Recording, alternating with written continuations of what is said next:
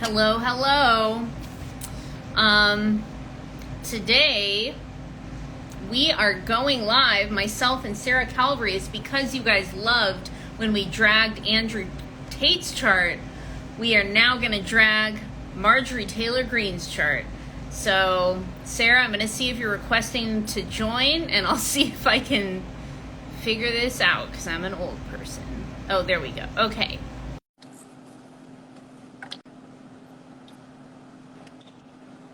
Hi. Sorry, I am Mercury ruled, and so it's just like it's a little bit chaotic. When I tried to join, it just like kicked me out completely. Oh, I didn't even notice. Okay. And my phone, I realized just like last time, my phone wasn't fully. I was like, no, my phone's at 6%. I realized that 20 minutes ago. So I have it set up in like a little makeshift stand thing with a charger. So hopefully it won't fall over randomly. So I'm so excited to talk with you about Marjorie Taylor Greene and her chart. So just as I stated in the beginning, a couple weeks ago, we did Andrew Tate's chart, which was really interesting. I think we both have a shared interest of dragging problematic people. And the interesting thing is, like, after looking at Marjorie Taylor Greene, we're in the same situation where we don't have a birth time, so we can't find the rising sign, the ruling planet, the house system, unfortunately. But Marjorie Taylor Greene and Andrew Tate are both, like, obviously, like, really not good people, to say the least, but they're very different in the ways that they're problematic. I don't know how you feel about that, but yeah, I would love to hear a little bit. I think everybody knows who she is. Like, some people were like, who's Andrew Tate? But I think everybody knows who Marjorie Taylor Greene is. But what are kind of like some of the basic takeaways you had when you were looking at her chart? So I have my little like note here. Highly mutable, which again we see in a lot of charts for serial killers, cult leaders, all sorts of people. The dominant signs in the chart are Gemini, Leo, Libra, and dominant elements would be air, followed by fire a little.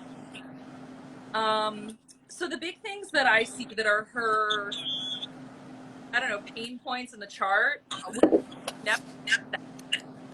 So Neptune and Sag is a big You're one. cutting out a little bit. Oh, am I?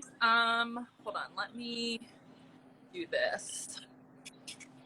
Let me move a little closer to the house. Sorry. Sometimes if I move my phone a little bit, it'll be better. Can you hear me better now? Yeah, we are in, you're right, we're in the shadow of Mercury retrograde. Continue, you're about to talk about Neptune. Oh, yes. So Neptune and Sag is going to be a big pain point for this chart. Jupiter and Pisces, that's another one that's a little bit of a pain point for this chart. And then this Sun and Mercury combo in Gemini, along with her Uranus and Pluto in Libra. Pluto in Libra, which is a generational placement, and Uranus in Libra, again, generational placement.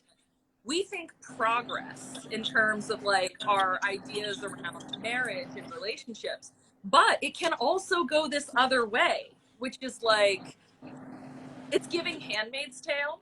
You know what I mean? I found a direct quote from her where she says she opposes welfare because women need to be married.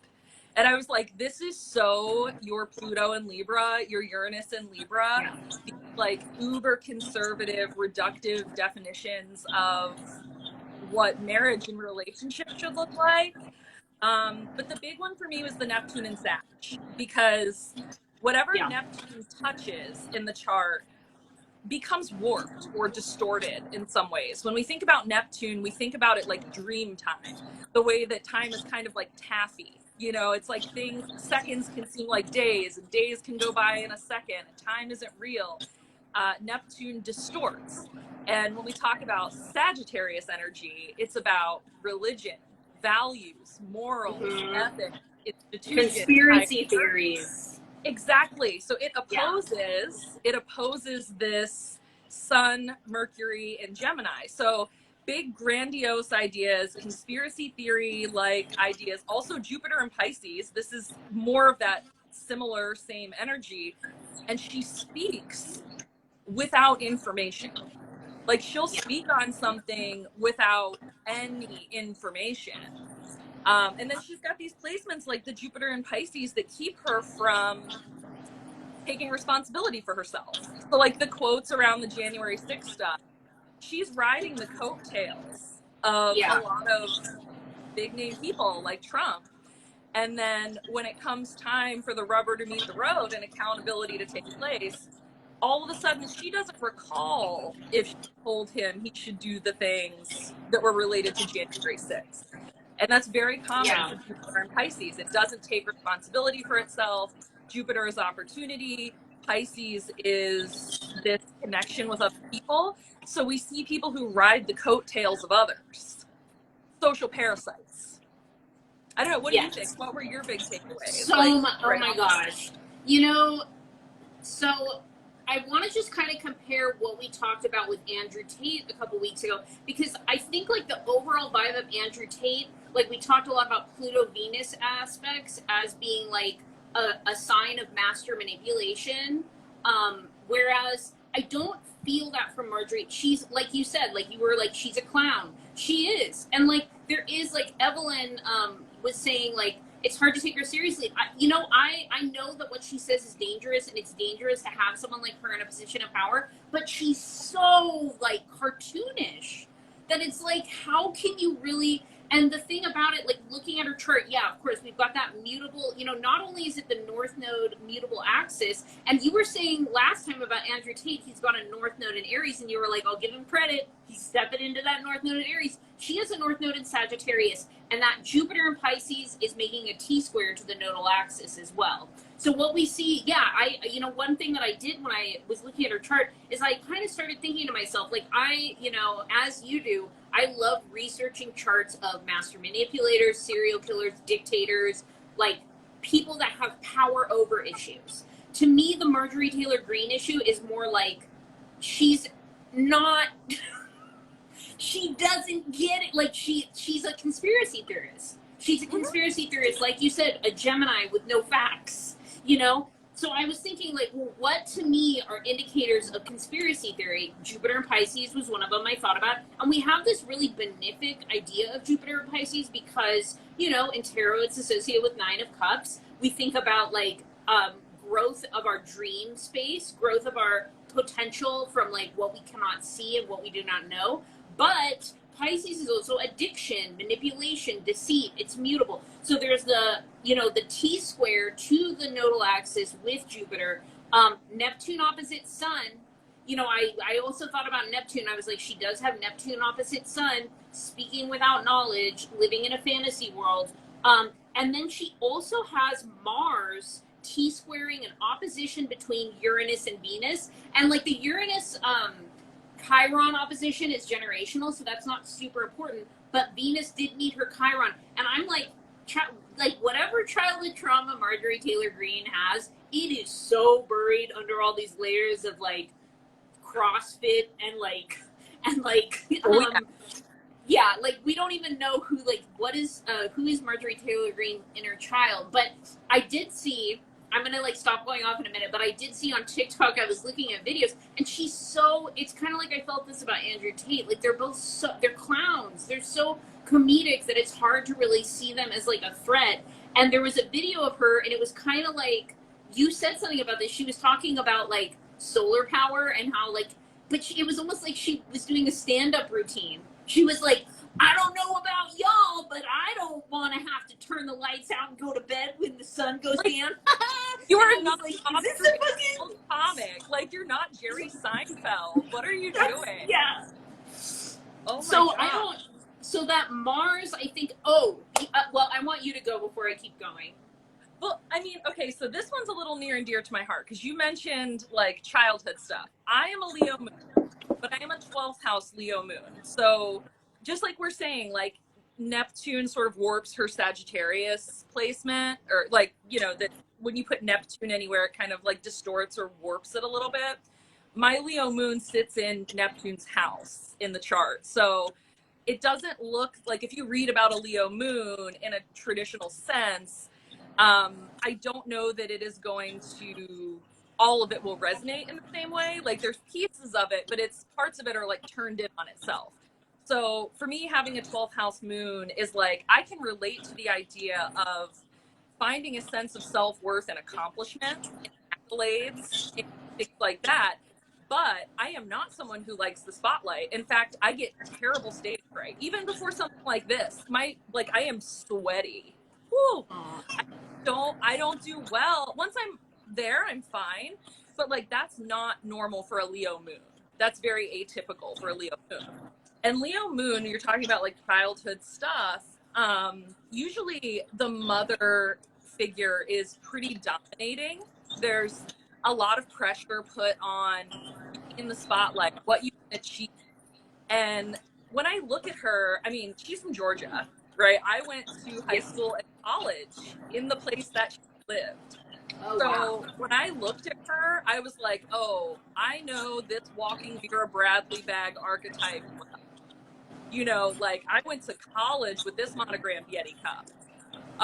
So, you know, it's this idea of where she was raised and how she was raised. It forms a lot of what's going on, but it is buried under so many layers. Like the Venus in Aries is interesting because it insinuates that there's a little bit of a lack of empathy for other people. Aries is focused on the self.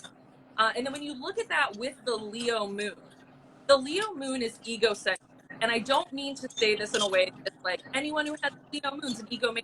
I don't want you to think about it that way. Think about children, right? When a child is developing, there's a point in their development where their view of the world is egocentric. If they think it's something they did because they don't have the capacity to think about the world in a model that isn't egocentric. And she is the same way with a Leo moon. Like there's this perpetual childlike, egocentric pull in the chart from like, I don't know, her childhood, her current like emotional needs. And so that's also interesting is that like she will fly off the handle in a big egocentric way and then not take responsibility for it after the fact. And like that's kind of, when you're talking about her childhood, like the moon, you always gotta look at the moon, you know, and that's pretty tough. And then you're going to talk about the Saturn and Mars and Cancer, and these are tough. These are someone who's very emotional, very moved by big emotional swings.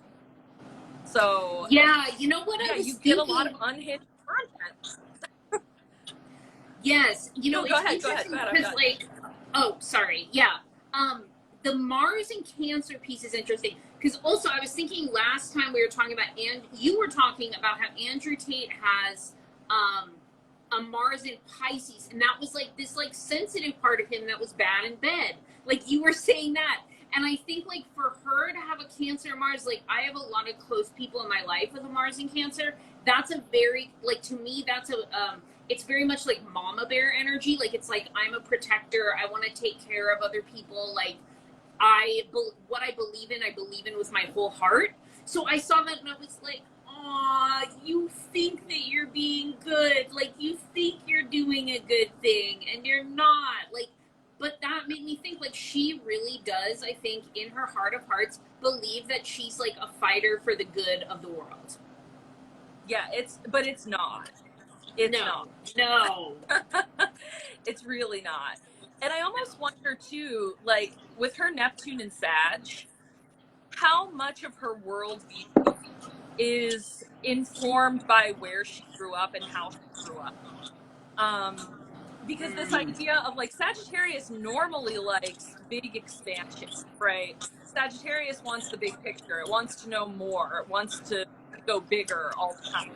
But like when you have Neptune there and you have this warped sense of your values, philosophy, religion and whatnot, I almost wonder how much of this is informed. I mean, she grew up in like South Georgia. Yeah. She went to Forsyth High School and went to UGA. Like these are historically places where I think she's from Milledgeville originally. Like that's actually where she was born. Yeah. And when you see what it's like to live there, because I mean, I did live there for a few years, the racism is casually ingrained in everything. And so I think that that plays into this like big warped sense of a worldview that she has. I mean, she's a white supremacist, Yeah. she's a Nazi, all of her conspiracy theories. Yes. I made a list here. It's like QAnon, Pizzagate, false mass shootings, Trump won the election, like all these things that she believes that are objectively not true. But because Yeah. of this Neptune and Sag placement, it's like everything is through this distorted filter. Yes. And you know, that's a generational placement. Like I also have Neptune and Sag. Like I think Marjorie Taylor, she's only like 47. I think Yeah. that I'm 40, so like her and I we're on like the opposite ends of a few of the transits, like Neptune and Sag, Pluto and Libra. So like it didn't, obviously that whole generation, that whole Neptune and Sag generation is not like her. So it would be interesting to know her house placement. But just like that Sun opposition Neptune, and the fact that once again it's on the axis of Gemini and Sagittarius, which is about philosophy, about knowledge, about sharing information. There's a warped kind of vision here, and she is delusional about the role that she plays in all of this. Like in her mind, she's like, I'm doing something for the world. And she's, yeah, like you said, she's a clown. Like I can't take her seriously. I know what she says is dangerous, but to me, I just see a little kid. I just see a little kid doing bids for attention, like, you know, trying to be self-righteous, but so unconscious of it. Yeah, it's a we said in the beginning of the last video, we should have probably started this video with this too, but like the placements we're about to talk about, there are no such thing as like a good or a bad placement. It's just how it manifests. And so like when you're talking about folks who have Neptune and Sag, like because it is generational, it's an outer planet. It's just like what you're talking about with Pluto and Uranus and Libra. Lots of people have this, and typically we see it go the way of being more progressive in how we define and transform our idea of relationships. In her case, it's regressive. We're looking to limit, we're looking to regress back into something that's way more oppressive for a lot of people. But yeah, same with Neptune and Sag. It's, you see people who have Neptune and Sag who are using the positive side of Neptune, right? This very imaginative, dreamy, empathetic side of Neptune as it relates to all those Sagittarius. And then you have people like this who are more picking up the, I'll say the ego side of Sag. Sag likes to be the smartest guy in the room. Sag likes to be the storyteller. Sag says, Yes. look at me. And then when you have that Neptune distortion, this is what you end up with. You end up with somebody who just goes on Twitter and is straight up unhinged. And Geminis just talk. They just talk. So when you have a Gemini Sun and a Gemini Mercury attached to this, like you got someone who's just talking about nonsense. You know, and the other thing is, like, for me, and again, like, I don't want to be too general because I have clients and friends that have these placements that are lovely fucking people. You know, but I think a Leo Gemini combination to me is like bad news. Also, like, you know, we don't know her house placements, but to me, like, if I see a Leo ruled 10th house or like a Gemini ruled 5th house or something, I'm just like, there's an issue here with power dynamics. And again, like, I don't even think that's the main thing with Marjorie Taylor Greene. Like, with Andrew Tate, he is all about moving backwards in terms of like patriarchal conditioning and gender binary and like, yeah, like misogyny basically. But like, and she's all about that too. I mean, she's very self-hating in that way, but it's more to, there's more like a delusion there, but it's not even like, so yeah, it's like sometimes it's like, does she believe what she's saying? I just keep thinking about like this clip I saw of her acting like she's doing stand-up comedy when she's like talking about solar power. Like it's like, if I had to guess her rising sign, her chart orientation, and again, this is purely a guess. Libra rising. It's giving pick me energy. What she is doing is the same thing that Tommy Lauren does. It's pick me girl stuff. Yes. That's That's it. true. Ooh, It's we the should do idea. Tommy Laren's chart. Yeah, like if you join the oppressor, right, then you're getting something out of, you know, I don't know, kind of putting yourself down or putting yourself in a system of oppression to be aligned with this idea of like heteronormativity and whiteness and, you know, patriarchy and all the things, you know, all the things that she's Yeah. absolutely unhinged about. But it's pick me energy. Like she is the OG UGA student in Sophie shorts and Ugg boots and pearl earrings and a sorority carrying a Vera Bradley bag, upholding the very things that oppress her.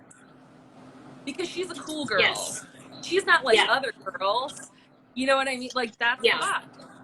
And Yeah. that's Libra rising stuff. Not that everyone who's a Libra rising is that, but Libra rising cares about perception. They care about Yes. how they are perceived.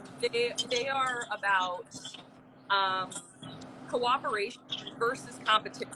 If Aries is competition, Libra is cooperation.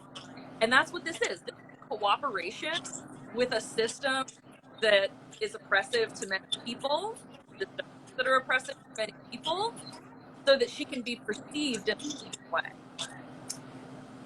Yeah, and you know, also, I love your insight about you think she's a Libra rising, because that would mean Pluto and Uranus would be in her first. Well, they could be in the 12th, but they could be in her. Like, she seems like a Uranus conjunct ascendant kind of girl. Yes, she does. Like, yes, she does. Yeah, yeah.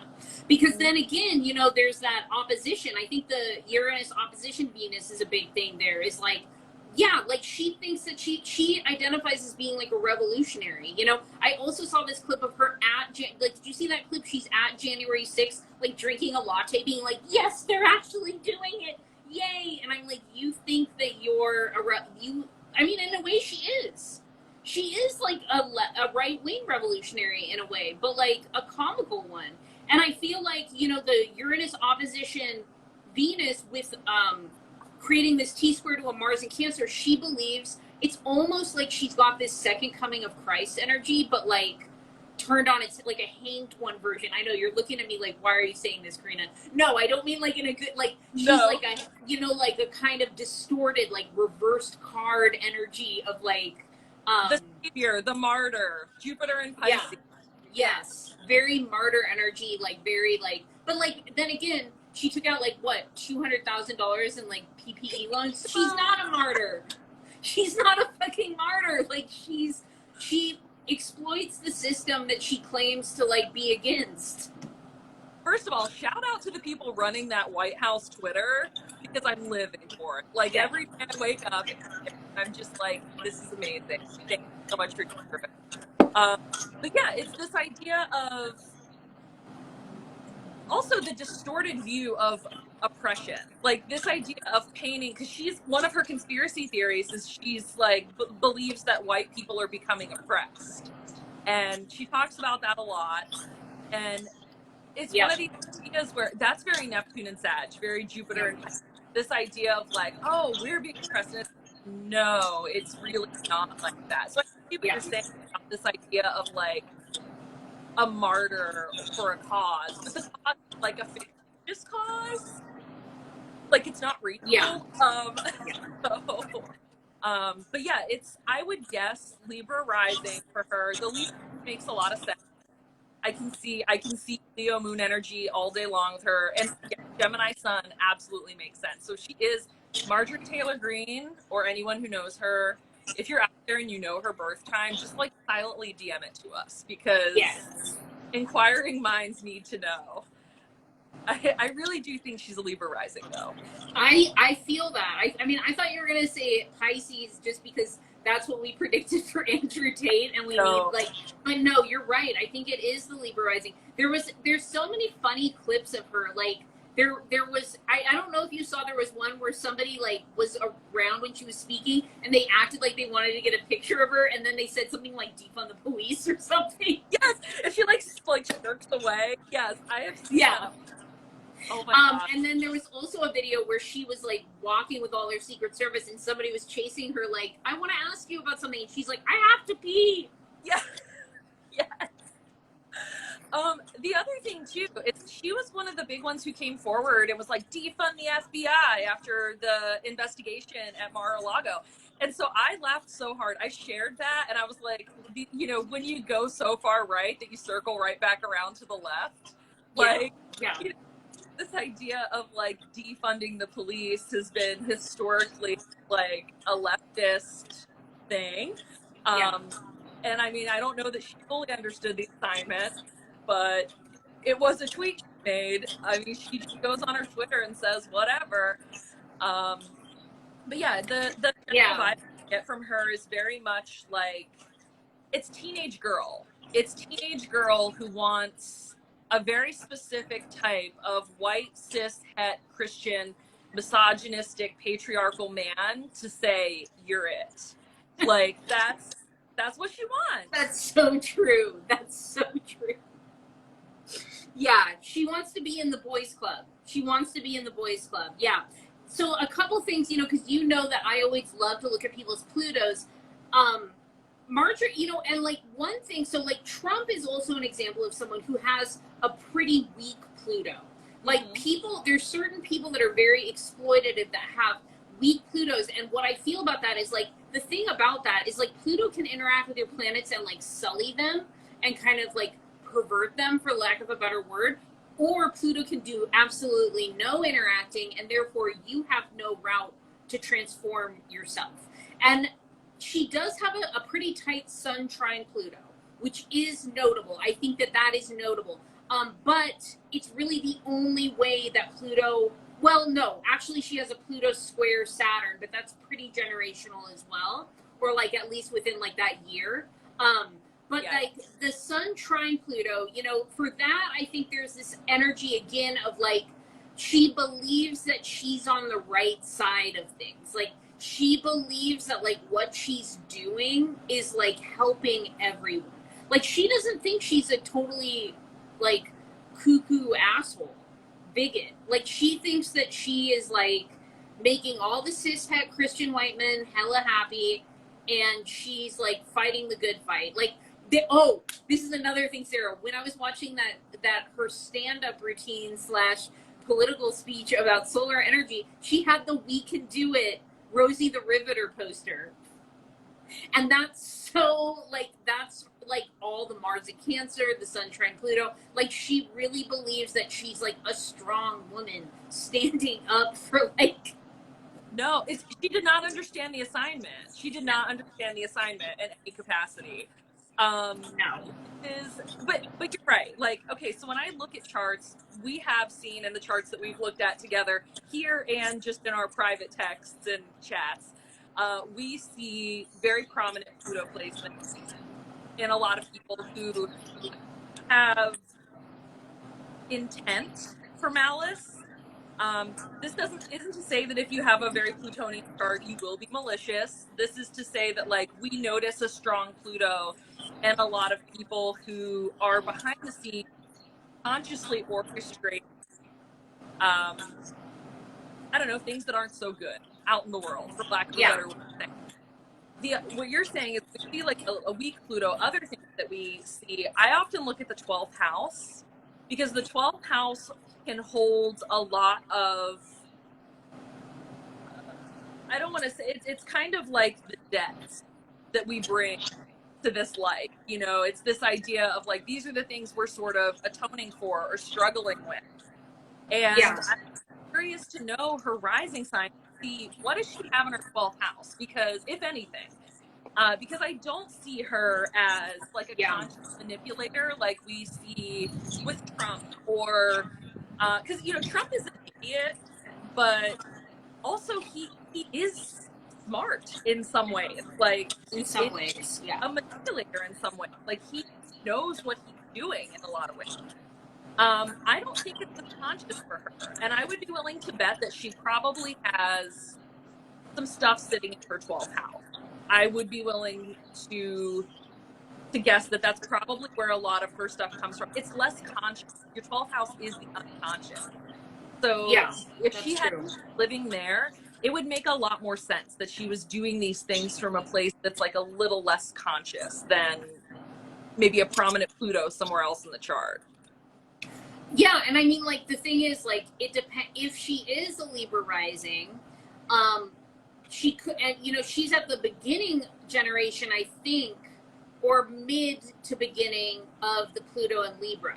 Like, I don't know if you can see what her degrees are, I don't have the but chart up right now. yeah, I just have my notes. But I assume that she's probably less than 10 degrees Libra Pluto, so that would put her Pluto in the 12th house, but then I think it would put her Uranus in the first house. And I think that would make a lot of sense because 12th house Pluto is a really hard placement for people. You see a lot of people who are very self-destructive, a lot of overdose deaths, suicides. I like learned all of this when I was creating my Pluto class. Like a lot of self-destructive behavior, but you know, she projects all of that outwards. And who knows, like in her personal life, I could see her being an alcoholic. Honestly, like she kind of gives me that vibe. Not to be like, hopefully, I'm not like overstepping with that, but there's just a lot of delusion happening. And I think again, Sun opposite Neptune, you know, a lack of ability to see yourself in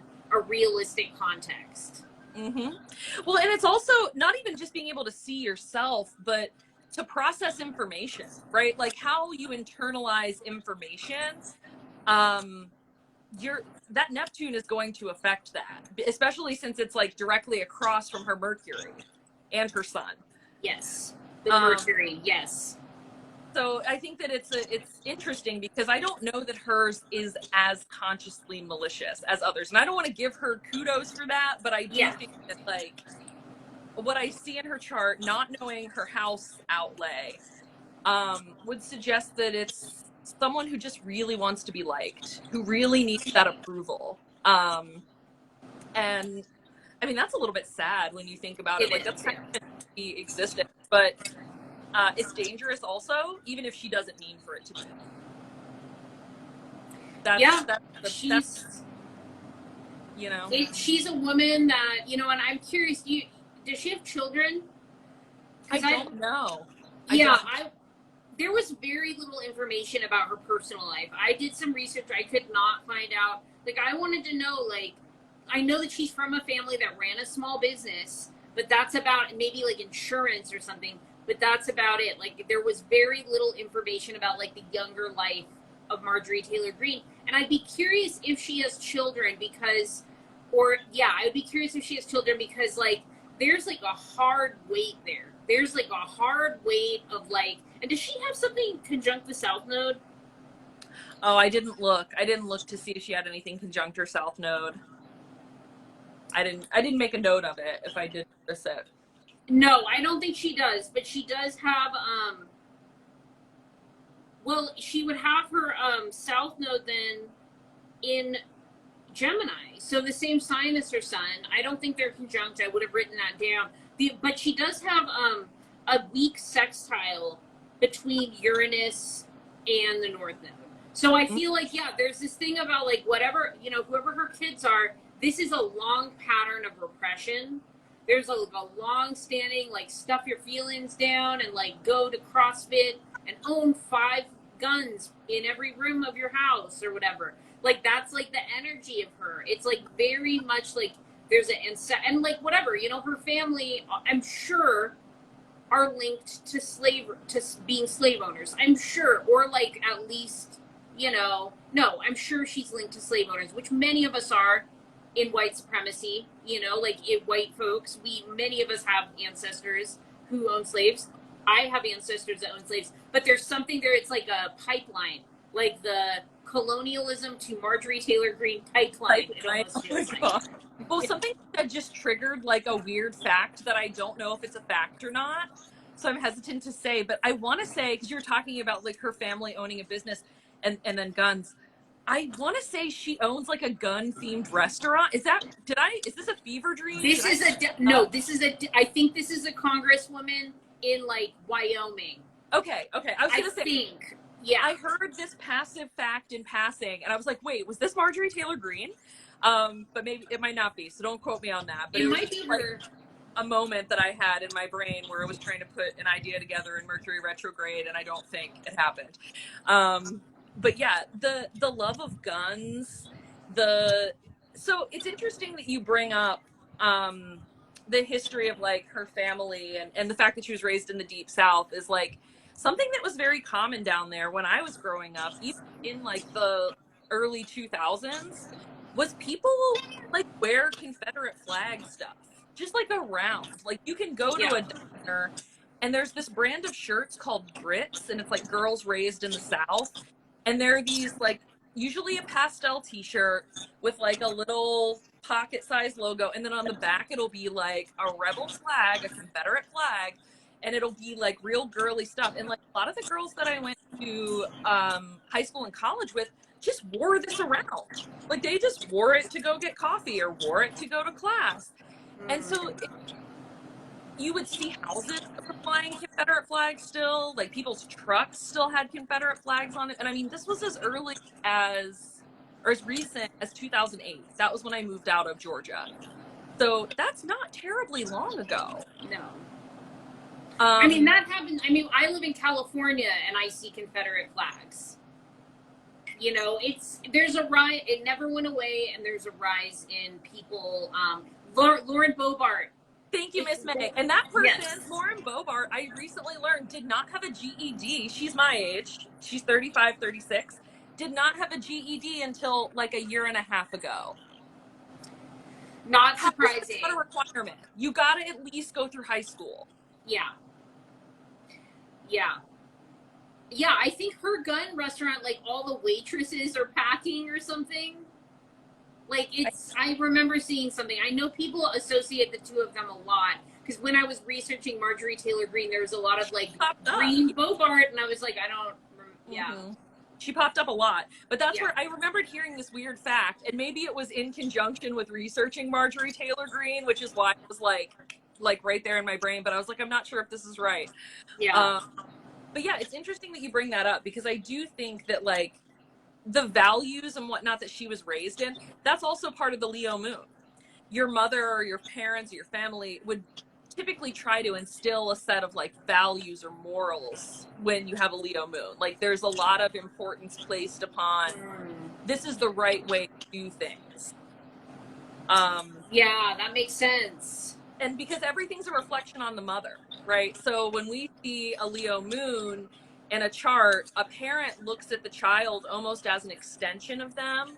And it's this idea that everything you do reflects on you as a parent. So as these children grow up, they do have this egocentric worldview.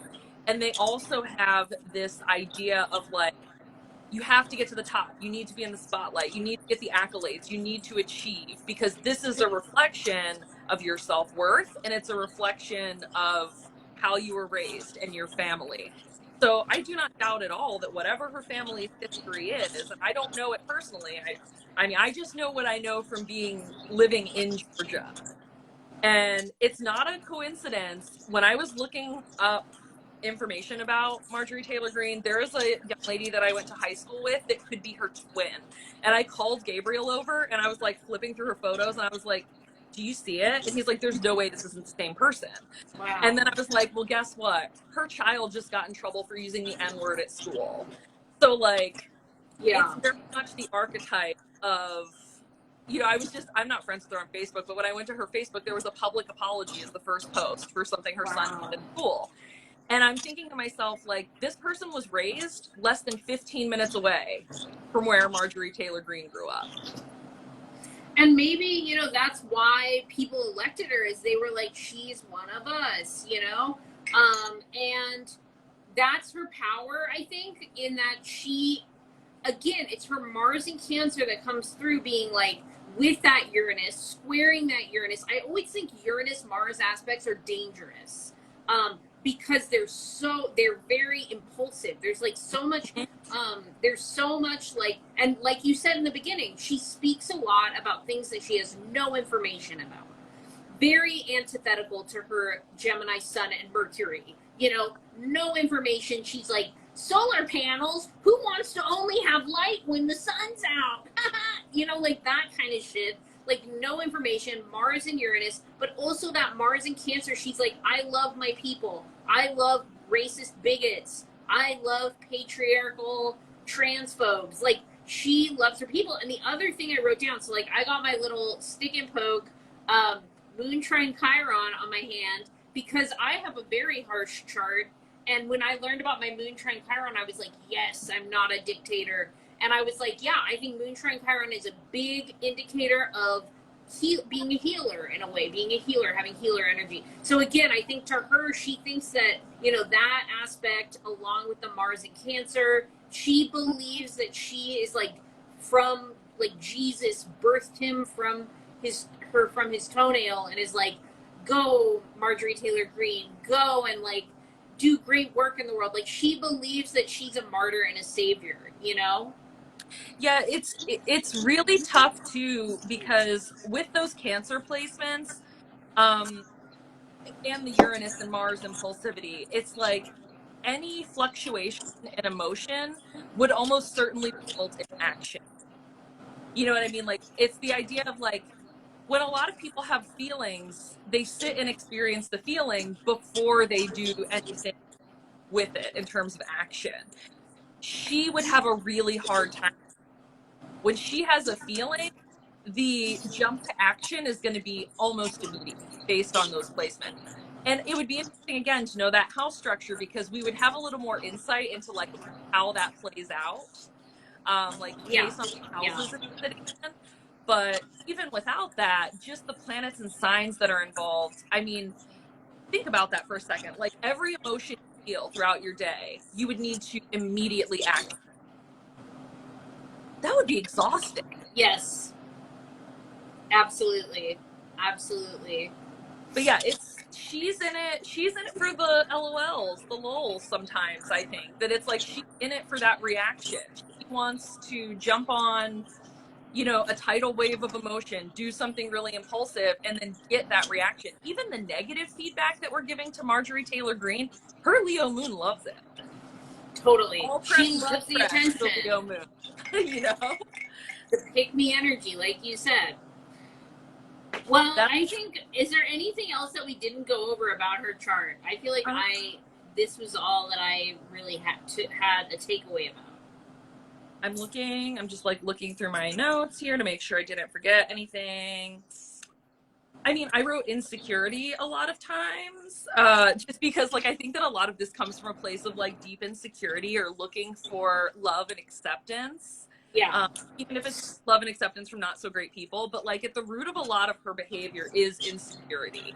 And that's a big takeaway is like her emotions rule her, her warped perceptions rule her. She herself, I don't think is a conscious manipulator, doesn't mean she's not dangerous. Yeah. But I Yeah. think that you're right. You mentioned that you felt a childlike quality from her, and I think that she's sort of stuck in this Yeah. period of like childlike egocentric behavior. And Yes. that's very much where a lot of this comes from. Not to say that it's better or worse than an Andrew Tate or a Donald Trump. It's different. Well, all of them have that. You know, that's the arrested development. And like in the time that I was a social worker and that I like briefly studied the stages of childhood development, I don't remember exactly which age it is, but it's somewhere around like 8 to 10 when like you go through, everybody goes through a developmental phase where you're like, me, I'm the best. It's all about me, me, me, me. And that's like a normal developmental phase. And then like empathy doesn't really develop in the brain until you're like in your mid 20s, you know? And like a lot of people don't realize that. That's why like a lot of us when we were in our early 20s did things that we would never do now, you know? And like one thing about that is like a lot of times these people that are manipulative, that are like pathologically harmful, that are violent, that are oppressive, that are bigoted, they are in a state of arrested development where their brain never escaped that 9-year-old me phase. And I think that's a thing that we see across the board with a lot of these people. And that's why there's like a comic relief to them because they're like big children. They're like caricatures. Yeah, they are. Caricature. She really is like, if you asked me to draw a caricature of the people I went to high school and college with, Wow. It's Marjorie Taylor Greene. Wow. You know what I mean?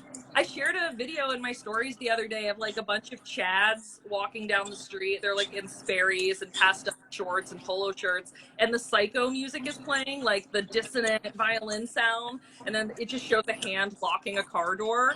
And I'm like, yep, that's a vibe. That's where I went to college. Um, Wow. you know, and so it's very much that. Like if you asked me to draw a caricature of that, this is it. Yeah. So I don't know. I think I don't know that I have anything else for her chart, but I would, if anybody finds her birth time, please let me Yeah. know. I gotta know if she's a Libra rising. Yeah, I know. I would love to also put like a little questionnaire in my stories and be like, who do you want to hear us drag next? So I've done check Tommy out my Lauren. story. I've What? done Tommy Lauren, like on TikTok, like a little 1 minute long video. I will watch that. Her chart is pretty gnarly. I'm gonna find that. I'm trying to think of like who are some of the other ones that I've looked at. Trump has a pretty tough chart. Yeah, I've looked at his too. You know who else I think we might should do?